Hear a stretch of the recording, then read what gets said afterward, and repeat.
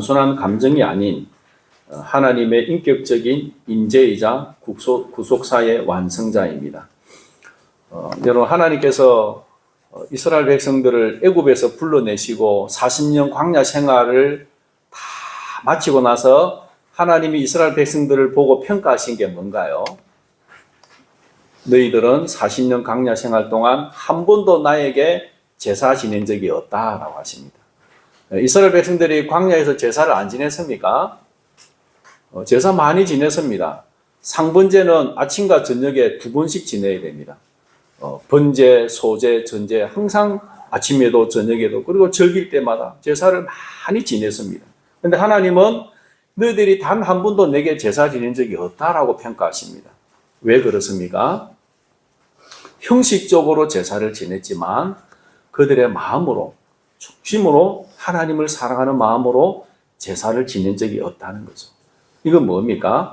하나님이 그들을 낮추시고 고난 가운데 넣었지만 그들의 마음의 그 완악함이 벗겨지지 않으니 진심으로 사람이 하나님을 사랑하는 사람으로 변화되지 않더라는 거죠. 그래서 하나님 이스라엘 백성들 40년 광야 생활 다 해보고 끝이 뭡니까? 결국 이대로 너희들 가나안 땅에 들어가면 나를 배신하고 그리고 너희들은 나라가 망하고 남의 나라에 포로로 잡혀갈 것이다. 그러나 그때에 내가 너희들의 마음에 굳은 살을 제거하고 부드러운 마음을 주어서 나를 섬기게 해주겠다. 그리고 후에 성령을 주어서 언약의 중보자, 언약의 사자, 예수 그리스도를 보내시고 성령을 주셔서 너희들의 심령에 거듭남을 주겠다. 이제는 정말로 하나님을 사랑하는 마음을 주고 하나님을 알고 섬기도록 자원하는 마음을 가질 수 있도록 해주겠다라고 하는 것이 새 언약의 약속입니다. 그래서 모압 언약이 있잖아요. 시내산 언약이 있고 모압 40년 광야 생활 끝자락에 모압 언약을 세워지잖아요. 그 모압 언약이 새 언약을 약속한 거거든요. 너희들 힘으로는 절대로 하나님을 진심으로 사랑하는 사람이 될 수가 없으니 내가 성령을 주어서 새 마음을 주어서 하나님을 섬기도록 해주겠다. 그게 모압 언약이고 바로 새 언약이고 그 새 언약은 예수 그리스도를 주심으로 예수님이 우리를 위해 죽으시고 또 예수님이 우리에게 성령을 주심으로 우리를 거듭나게 해서 그 새 언약이 성취되게 하신다는 겁니다. 그래서 성령은 새 언약의 약속이요 구속사의 완성입니다. 새 언약은 성령을 주시는 것입니다. 우리 예레미야 31장 31절 읽어봅시다. 여호와의 말씀이니라. 보라, 날이 이르리니 내가 이스라엘 집과 유다 집에 새 언약을 맺으리라. 예레미야 선지자는 언제 활동한 선지자입니까? 남유다 말기에 활동했나요? 초기에 활동했나요? 유다가 멸망할 것이라고 선포한 선지자가 예레미야잖아요. 그죠? 바벨론에 의해서 멸망할 거야. 그런데 멸망을 선포하는 것은 멸망을 위한 것이 아니라 아까 모압 언약에서 약속한 새 언약을 위한 멸망이라는 거예요. 그래서 여러분 이스라엘 나라가 망해요. 여러분 선지자가 나가서 하나님이 우리나라에 복을 줄 겁니다 라고 해야 되지 나라가 망할 겁니다 라고 하니까 얼마나 참 핍박을 받겠습니까? 그런데 나라가 망하는 이유가 뭡니까? 그들의 완악함을 깨트리고 마음을 겸손하게 하고 그리고 하나님이 성령을 주셔서 새 언약을 맺기 위해서 새 언약을 위해서 너희들이 망한다는 거예요. 그래서 이제 예레미야 선지자가 이 이야기하고 있는 겁니다. 예레미야 선지자는 그냥 바벨론에 의해서 우리 남유다가 망할 거야. 그게 핵심이 아니고 망하지만 그러나 우리에게 소망이 있다는 거예요. 왜? 우리에게 새 언약이 있기 때문에 새 언약. 우리의 인생에도 하나님이 고난을 주시고 낮추시고 꺾으시는데 그것 때문에 슬퍼할 게 아니에요. 그 고난 뒤에는 하나님의 더 좋은 영적인 축복이 있다는 것입니다. 그 축복이 무엇입니까? 요엘서 2장 28절 읽어봅시다. 그 후에 내가 내 영을 만민에게 내게 부어주리니 너희 자녀들이 장래일을 말할 것이며 너희 늙은이는 꿈을 꾸며 너희 젊은이는 이상을 볼 것이며 그 후에 하나님의 영을 부어주시겠대요. 성령을 부어주시겠대요. 그래서 자녀들은 장래일을 말하고 늙은이가 꿈을 꾸고 젊은이가 이상을 본대요. 늙은이가 잠이 많아서 꿈을 꾸겠습니까? 그죠? 그게 아니고, 그죠? 늙으면 이제 인생 끝이잖아요. 이제 죽을 일만 남았잖아요. 그런데 성령이 임하면 그것이 아니라는 거죠. 하나님이 행하신 놀라운 일들을 꿈꾸게 될 것이라는 거죠. 그래서 하나님은 성령을 주셔서 젊은이나 어린 아이나 노인이나 젊은이들이 다 하나님이 하실 놀라운 일들을 바라보고 꿈을 꾸고 희망을 갖게 될 것이라는 거죠.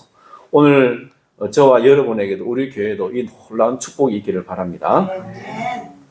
두 번째는 예수님은 새 언약의 중보자로서 성령을 주셨습니다. 드디어 예수님이 오셔서 죽으시고 부활하시고 성천하시고 오순절날 성령을 부어주셨습니다. 사도행전 2장 33절 시작. 하나님이 오른손으로 예수를 높이시매 그가 약속하신 성령을 아버지께 받아서 너희가 보고 듣는 이것을 부어주셨느니라. 아멘. 예수님이 성령을 아버지께 받아서 그의 제자들에게 부어주셨습니다. 이 시간도 예수님은 우리에게 성령을 주시는 분입니다. 이미 우리에게 성령이 있고 또 예수님을 믿지 않는 사람이 거듭날 때 하나님 예수님은 성령을 주십니다. 여러분의 주변에 기도하시는 분이죠. 그분들에게 예수님이 성령을 주시도록 기도하십시오. 성령이 임하면 새 사람이 됩니다. 변화되어집니다. 그래서 예수님이 성령을 주셔서 새롭게 해달라고 기도하시기를 바랍니다. 세 번째 성령 강림은 어린 양의 혼인잔치입니다. 계시록 21장 2절에서 3절 읽읍시다. 또 내가 봄에 거룩한 성 새 예루살렘이 하나님께로부터 하늘에서 내려오니 그 준비한 것이 신부가 남편을 위하여 단장한 것 같더라. 내가 들으니 보좌에서 큰 음성이 나서 이르되 보라 하나님의 장막이 사람과 함께 있으며 하나님이 그들과 함께 계시리니 그들은 하나님의 백성이 되고 하나님은 친히 그들과 함께 계셔서. 이후에도 성경 이 구절이 참 나오는데 목마른 자에게 생명수를 주신다는 약속이 있습니다. 그러니까 하늘에서 거룩한 성 새 예루살렘이 쫙 내려오는데 신부가 남편을 위해 단장한 것 같더래요. 이 말은 뭐냐면 예수의 보혈로 정결하게 된 자들을 말하죠. 그리고는 신부와 신랑이 준비되어 있는 혼인 잔치가 있잖아요. 연합하고 한 몸을 이루는 거죠. 바로 오순절 마가 요한에 오순절에 모여 있는 그 성도들이 120명의 성도들이 예수를 믿고 거룩하게 된 자들에게 예수님이 성령을 부어 주시는 거죠. 그래서 그들과 함께하고 그 성령은 오늘 우리에게도 임하셔서 우리가 성령을 받음으로 예수님과 혼인 잔치를 한 겁니다. 그래서 우리의 마음이 무엇입니까? 우리 몸이 뭐죠? 성전이죠. 성전이 뭡니까? 성령이 거하시는 거예요. 예수님이 거하시는 거예요. 그러니까 우리는 한 몸을 이루는 거예요. 성령을 통해서 예수님과 한 몸이 되고 하나가 되고 연합을 한 거죠. 그래서 우리는 그리스도와 혼인 잔치를 이미 한 겁니다.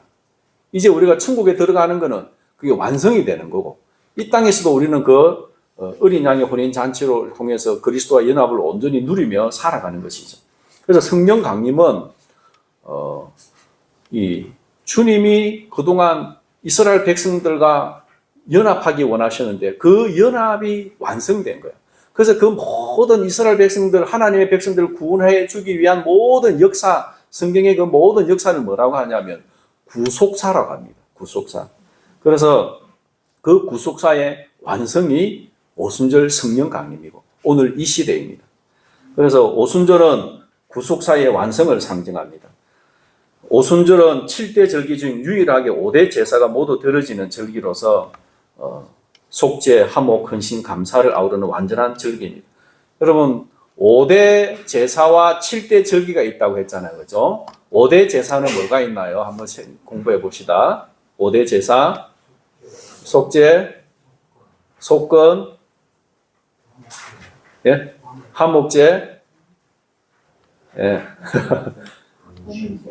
번제, 속죄제 누구 했죠, 그죠? 예. 또 뭐가 있나요? 소제, 예, 소제. 오늘 제가 안 가르쳐주고 다 마쳤습니다.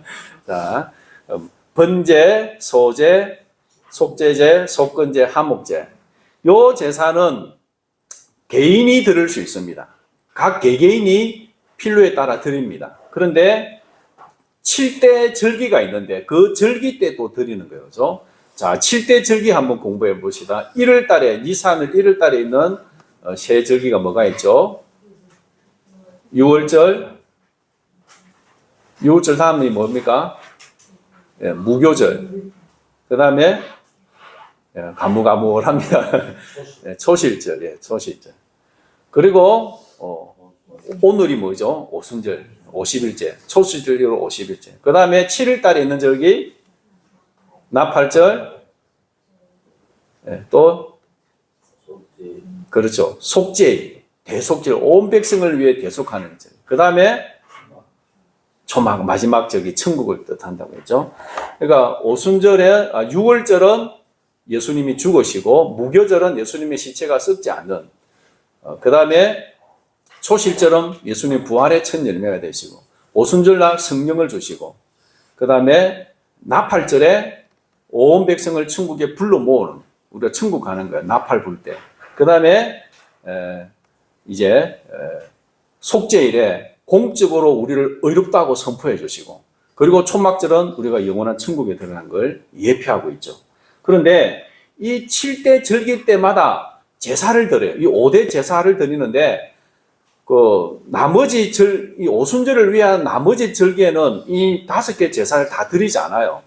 번제, 소제, 전제는 의무적으로 드리고, 속죄일은 속죄제를 드리고, 또, 초실절은 소제, 곡식 감사제를, 소제를 드려요.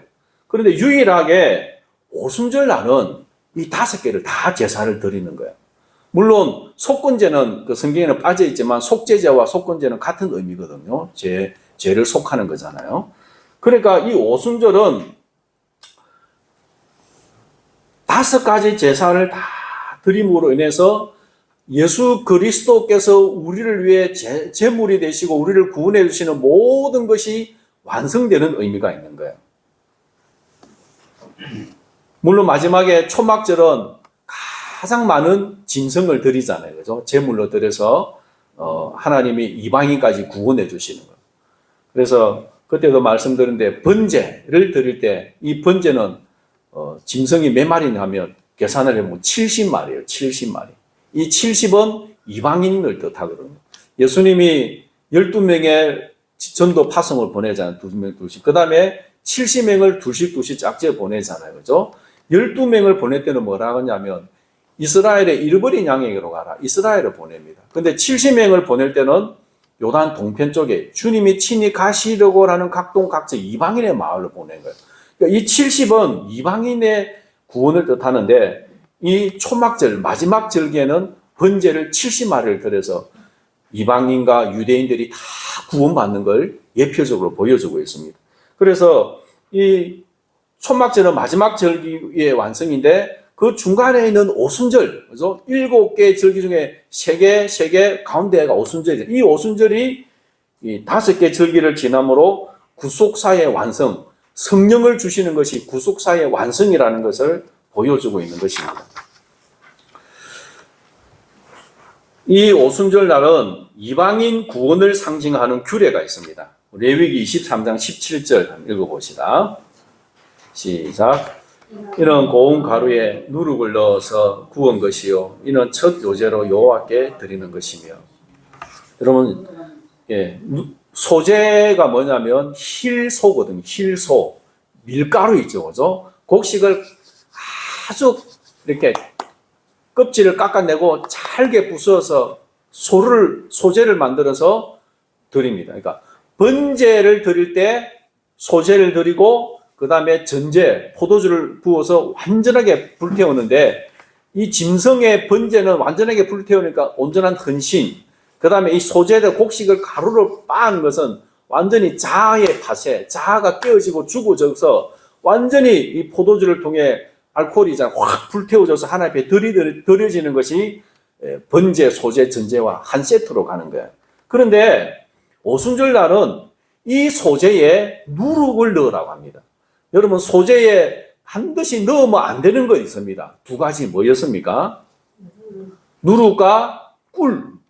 누룩은 부패를 상징하고 꿀은 세상적인 쾌락, 향락을 상징합니다.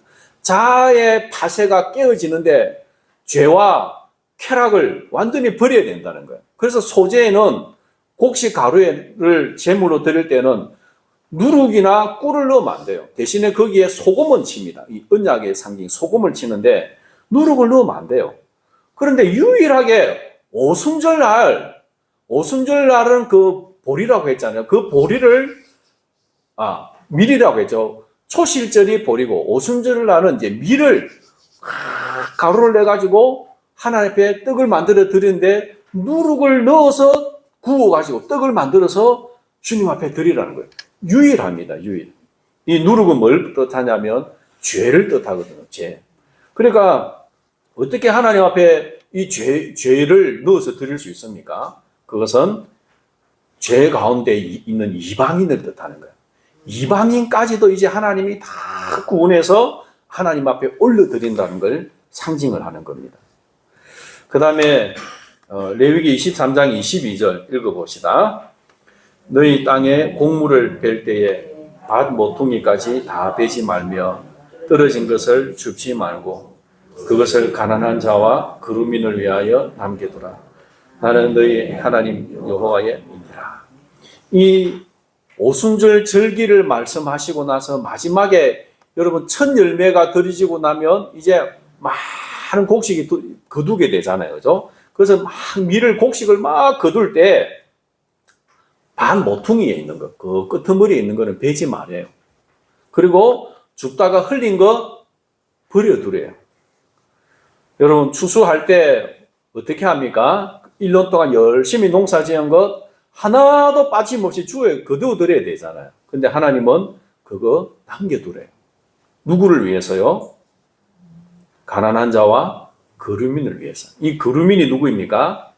원어로 게르라고 하는데 이방인을 뜻합니다. 이방인. 이방인이 예루살렘에 이스라엘에 와서 같이 살 수 있잖아요.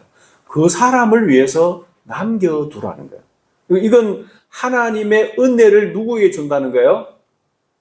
이방인에게 준다는 거잖아요. 그렇죠? 예수님이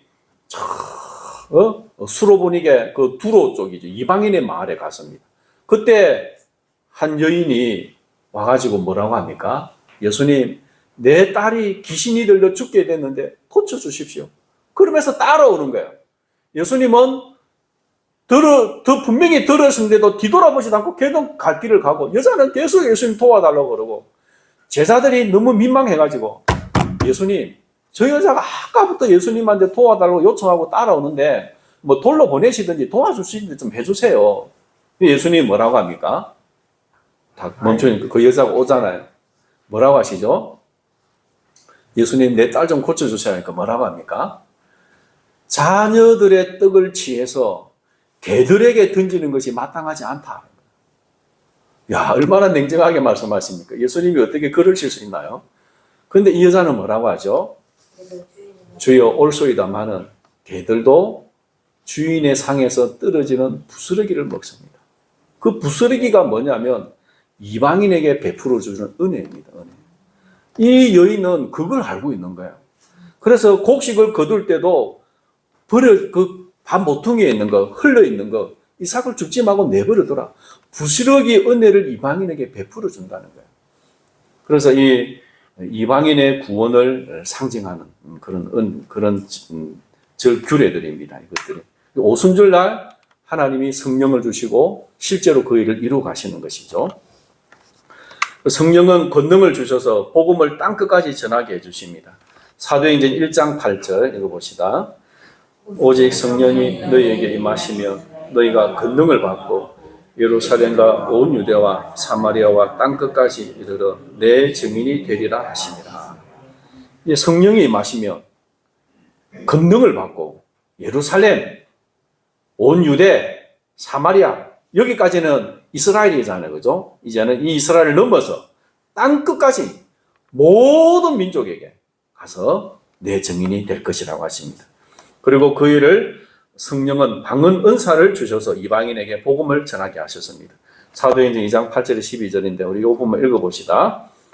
우리 각 사람이 난곳 방언으로 듣게 되는 것이 어찌 됩니까?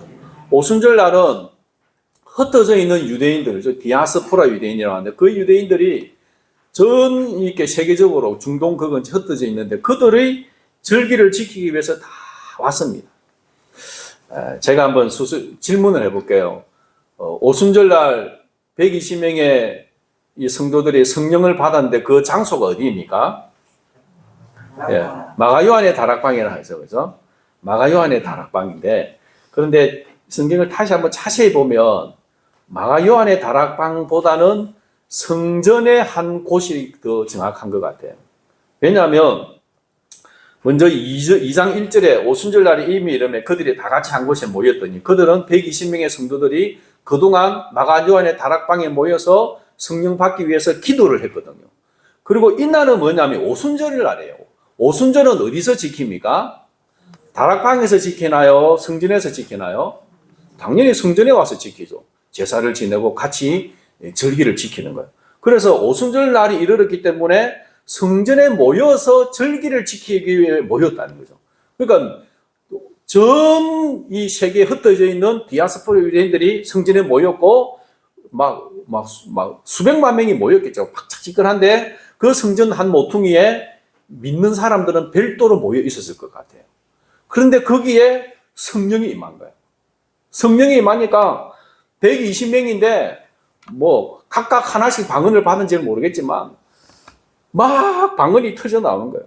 그러니까 막 이 사람들 랄랄랄라 하고 막 외국 배우지 않는 말을 외국말을 하니까 거기에 있는 수많은 외국에서 온 사람들이 이게 무슨 소리고 와갖고 소리를 듣는 거예요.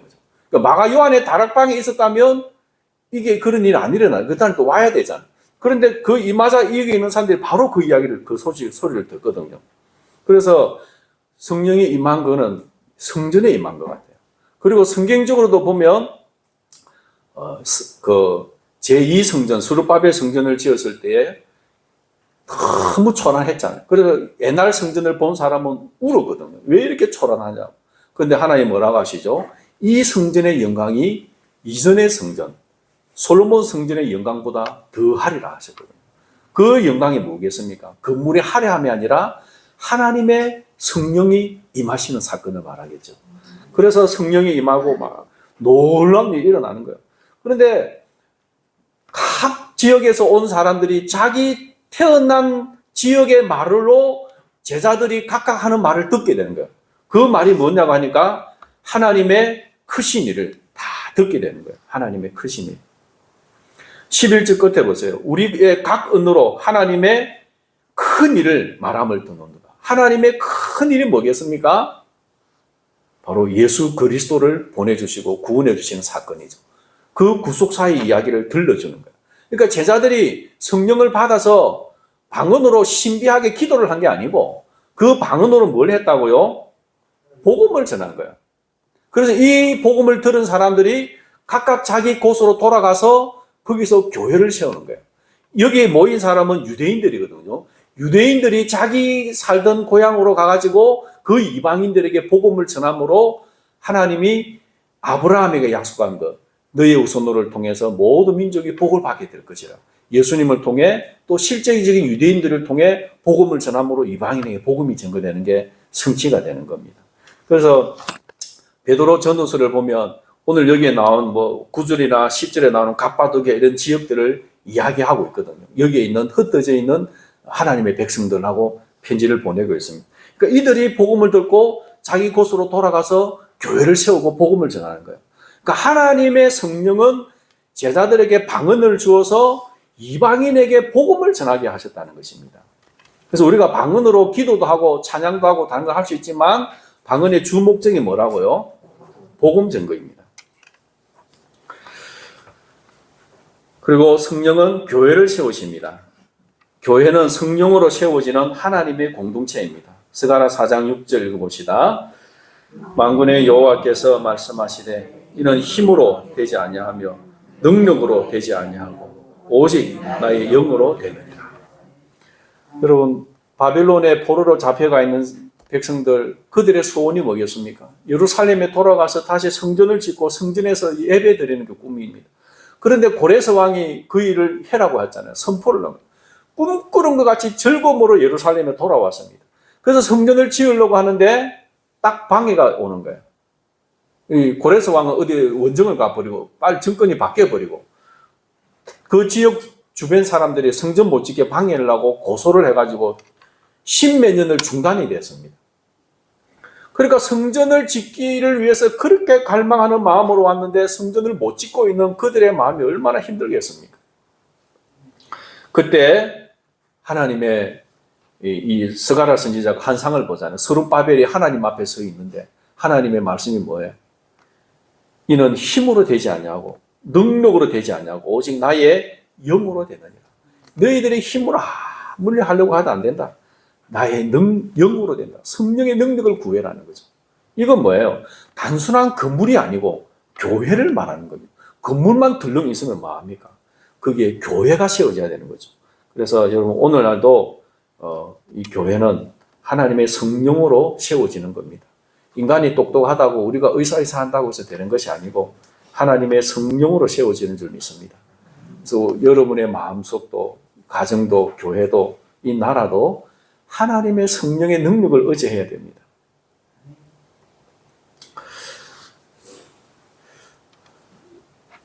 성령은 하나님의 인격이면서 동시에 하나님의 가장 강력한 능력입니다. 사도 바울은 자신에게 육체의 가시가 있었잖아요. 그죠? 질병도 있었고 핍박하는 사람, 따라다니면서 핍박하는 사람. 또 그리고 교회 안에서도 성도들이 막 자기를 버리고 배신을 하고.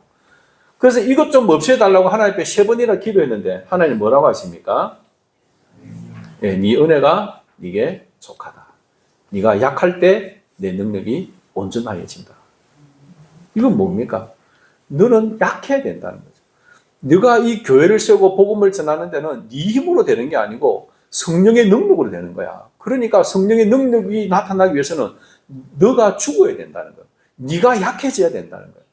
네가 힘이 세고 네가 강하면 성령의 능력이 역사하지 않는다는 겁니다. 여러분 예수님이 십자가에 죽으신 것은 약해서 죽었습니다. 물은 도살장으로 끌려가는 어린 양처럼 한마디도 대꾸하지 않고 저항하지 않고 싸우지 않고 약하디 그렇게 약하게 죽었습니다. 그런데 하나님은 어떻게 하시죠? 가장 강한 것이 죽음이잖아요. 누가 죽음을 극복할 수 있습니까? 그런데 하나님은 하나님의 능력으로 죽음을 깨뜨리고 죽음에서 부활시켜 주셨습니다. 우리가 가장 약할 때, 가장 낮아질 때 하나님의 능력이 역사하는 것입니다. 여러분 핍박을 받을 때, 어려움을 받을 때 한번 가장 약해져 보십시오. 가장 죽어 보십시오. 예수님이 채찍에 맞고 조롱을 당할 때 한마디도 저항하거나 대꾸하지 않고 그대로 받은 정말 지렁이도 밟으면 꿈틀거리는데 그냥 예수님은 꿈틀거리지 않고 그냥 밟히는 거예요. 죽는 겁니다. 죽음. 그랬더니 하나님이 살려주시는 거예요. 부활시켜주는 거예요. 온전한 하나님의 능력이 나타나는 겁니다. 그래서 우리가 살아있고 내 자아가 살아있고 내 힘으로 뻗은거리고 하면 하나님의 능력이 안 나타납니다. 우리는 완전히 죽어질 때 하나님의 능력이 나타납니다. 그리고 우리는 성령이 하나 되게 하신 것을 힘써 지켜야 합니다. 에베소서 4장 1절에서 4절 같이 읽어보겠습니다. 그러므로 주 안에서 같이 내가 너희를 권하노니 너희가 부르심을 받은 일에 합당하게 행하여 모든 겸손과 온유하고 오래 참음으로 사랑 가운데서 서로 용납하고 평안에 매는 줄로 성령이 하나 되게 하신 것을 힘써 지키라. 몸이 하나요 성령도 한 분이시니 이와 같이 너희가 부르심의 한 소망 안에서 부르심을 받았느니라. 아멘. 이 에베소 교회의 사도 바울이 당부하는 게 뭐냐면요. 초대 교회 때 제일 갈등이 뭐냐면 유대인과 이방인의 갈등입니다. 잘 보세요. 이제 교회 안에는 유대인도 있고 이방인도 있는데 유대인들은 어떤 사람입니까?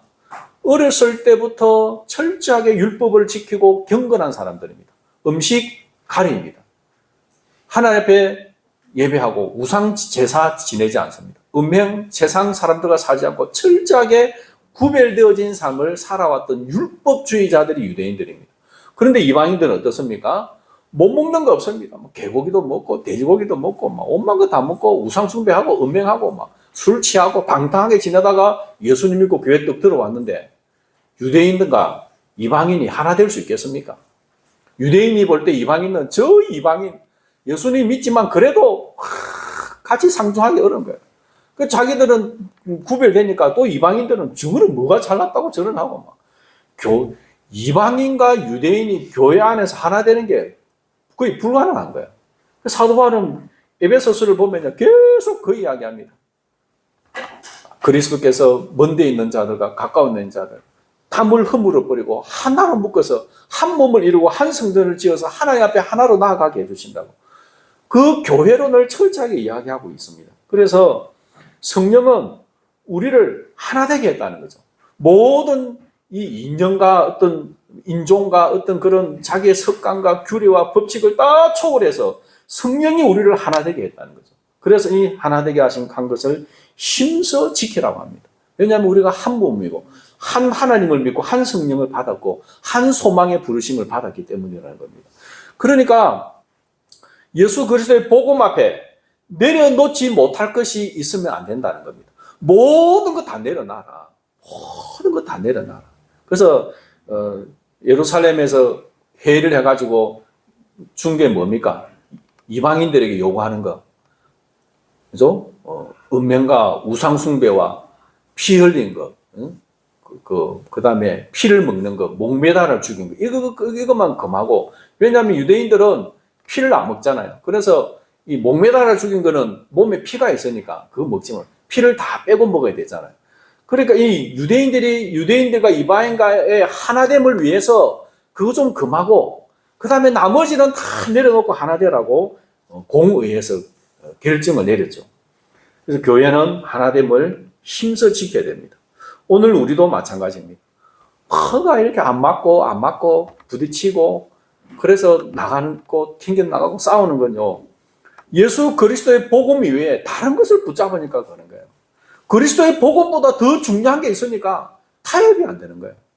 예수 그리스도의 복음 앞에는 다 내려놓아야 됩니다. 그냥 다 내려놓고 복음 안에서 하나가 되어야 됩니다. 성령이 우리를 하나 되게 하신 것을 힘써 지켜야 됩니다. 아멘이십니까? 세 번째로 성령 충만은 예수 그리스도를 주로 모시는 삶입니다.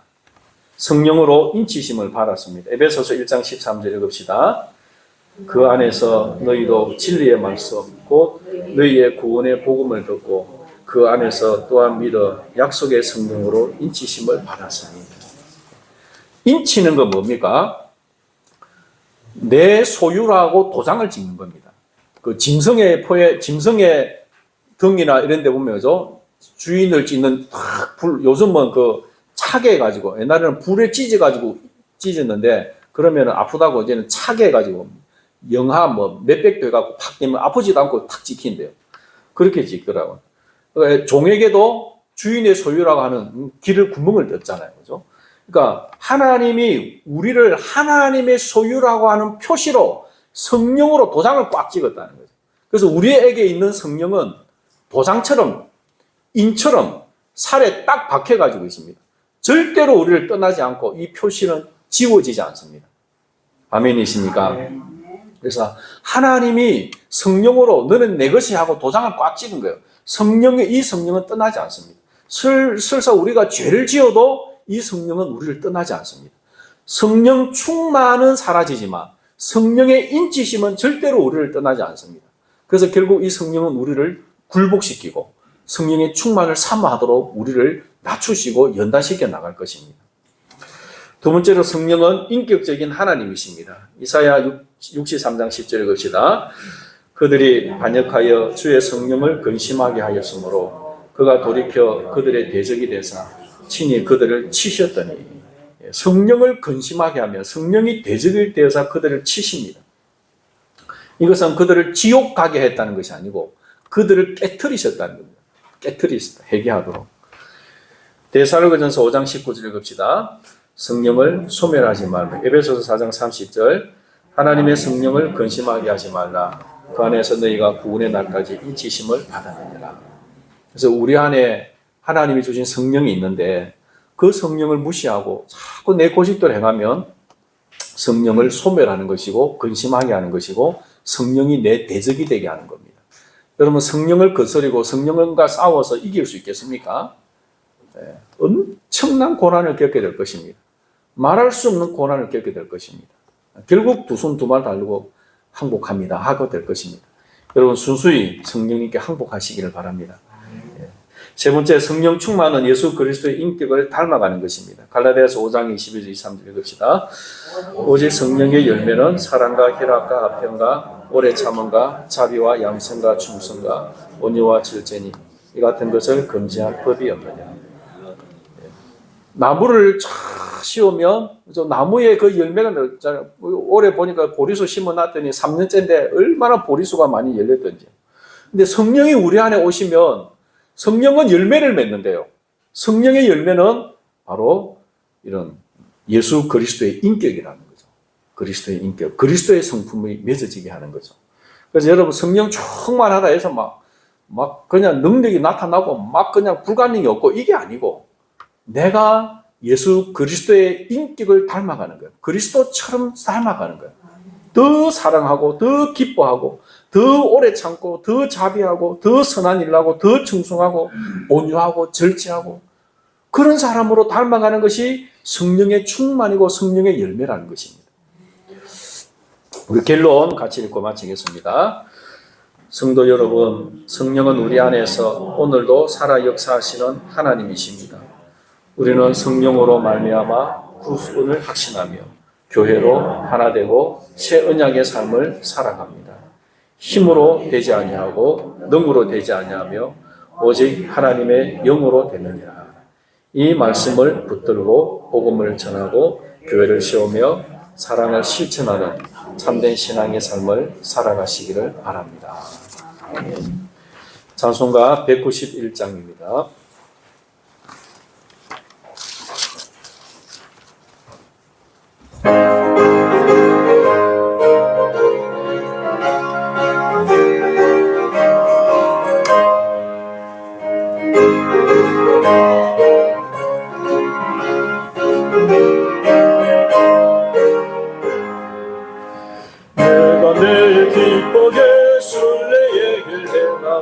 주의 발행함을 안보함이요 내가 주의 큰 복을 받는 참된 증여로 주의 영이 함께하리라 성령이 계시네 할렐루야 함께하시네 좋은 길을 걸으며 밤낮 기뻐하는 것 주의 영이 함께하리라 손의 죄에 빠져서 교만함이 없을 때 예수 십자가의 큰 힘이고 그 말 나를 얻도려 참된 평화 얻으며 주의 영이 함께하리라 성령이 계시네 할렐루야 함께하시네 좁은 길을 걸으며 밤낮 기뻐하는 것 주의 영이 함께하리라 나와 동행 하시고 모든 염려하시니 나는 숲의 새와 같이 기쁘다 내가 기쁜 마음으로 주의 뜻을 행하면 주의 영이 함께하리라 성령이 계시네 할렐루야 함께하시네 좁은 길을 걸으며 밤낮 기뻐하는 것 주의 영이 함께하리라 세상 모든 욕망과 나의 모든 정욕은 십자가에 이미 못을 박았네 모든 밤이 지나고 무거운 짐 벗으니 주의 영이 함께하리라 성령이 계시네 할렐루야 함께하시네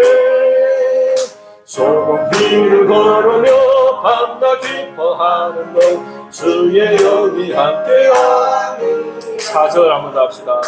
세상 모든 욕망과 나의 모든 정욕은 십자가에 이미 못을 박았네.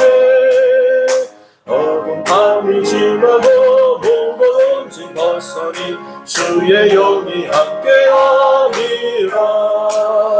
성령이 계시네. 할렐루야 함께 하시네. 좁은 길을 걸으며 밤과 기뻐하는 것 주의 영이 함께함이라.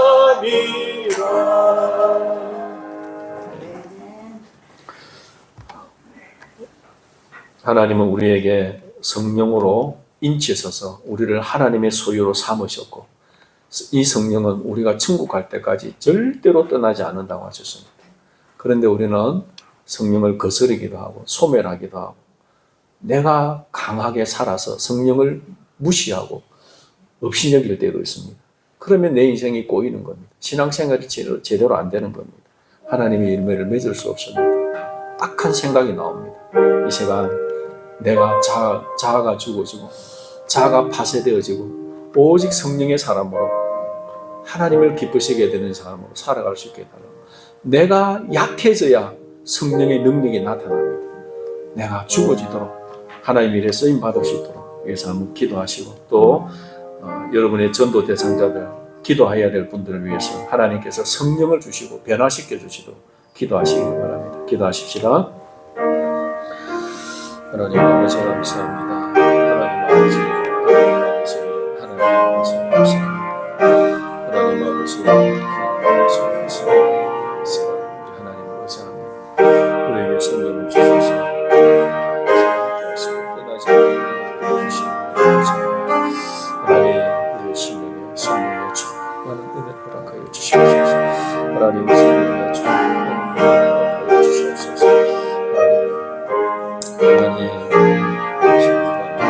하나님의 성령을 주시기를 원합니다. 하나님의 성령